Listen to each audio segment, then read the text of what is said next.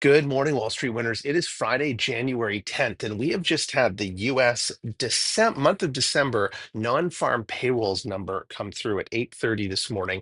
And it rose 256,000 by 256,000 jobs. So that's a very positive thing for the economy.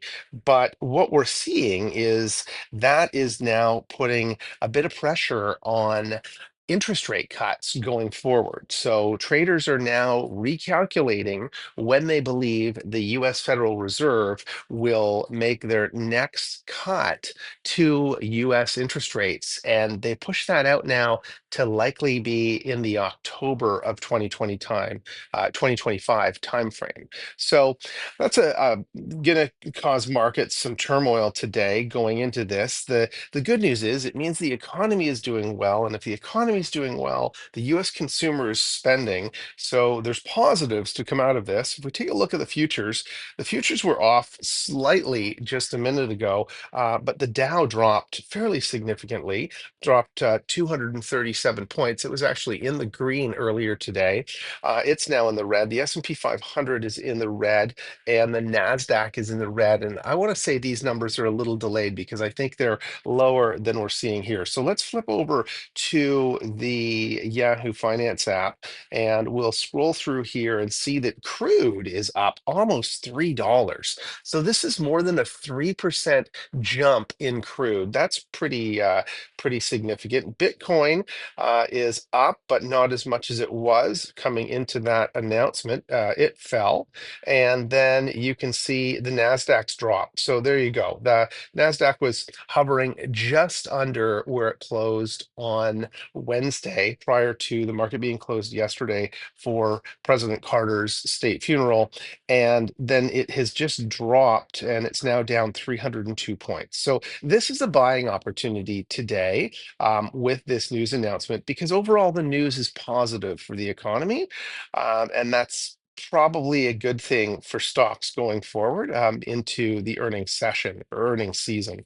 The VIX is up slightly. It's up almost a point today. So that's something to keep an eye on. If we look down here through our health and retail stocks, so something really interesting.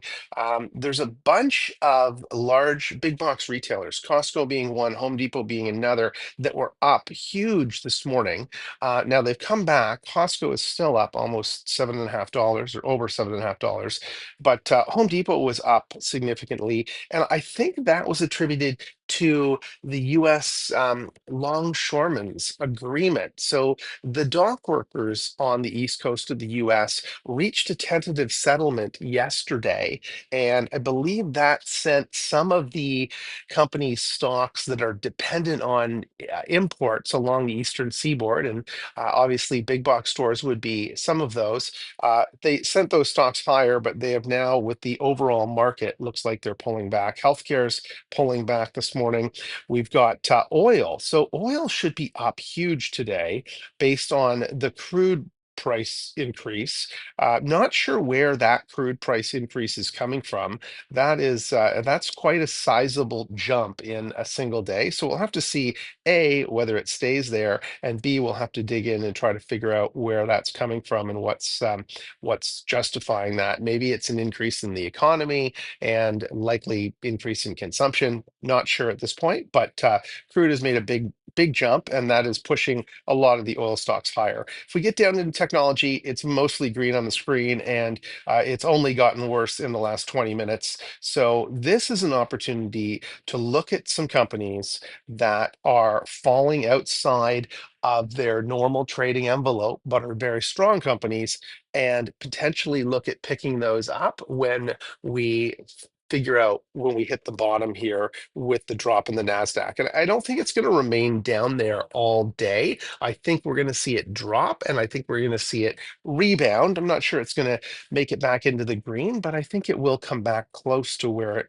it closed on Wednesday at end of day when trading ceased. So here we go. We've got Microsoft down into this, going to open around 420. I think that's a good, certainly an interesting acquisition, probably a good one to make some money off of between now and earnings. ARM is dropping $3.50. Again, ARM is overpriced, but there's a lot of movement in that stock. Um, Scrolling down further, some big drops here. Lam Research off a buck 29 on a $77 stock. That's a pretty big drop. Might be worth a look. You've got Broadcom down almost $4. So again, a stock that had phenomenal earnings in the last quarter. You have Meta. Meta's looking like it's going to get back to 604, maybe down even into the 590s. If that were the case, I think that's a tremendous opportunity to pick that stock up. Um, and then you've got Google off $2. It's going to be down in the 193s. That was a stock that was up at the 201s just last week. So I think you've got some opportunity there. And the one that's not coming down significantly, it's actually up, is TSM. So TSM was up as high as 220 in the last couple of days, and it's now down to 207. And then we go into banking, and banking is mostly in the red here. So banking, the first to report next week. This could be an interesting opportunity if JP Morgan, say, fell into the 235 to 239 range. Might be worth having a look at that. They're one of the first to report. Then you've got Morgan Stanley. That could be an interesting one, and Goldman as well. So Goldman closed the other day at 580, but it was in the 570s all day. It looks like it's dropping back down into the 575, 574 range. Could be an interesting acquisition there. So lots of opportunity to make some money today in the market when you find that sweet spot, and buy in as the market begins to recover into good quality stocks, so that if you do have to hold those, you're going to likely collect a dividend, and you are not that concerned about the quality of the company. So that's where we are. Good luck with your trades. And if you're liking these videos, please hit the like and subscribe.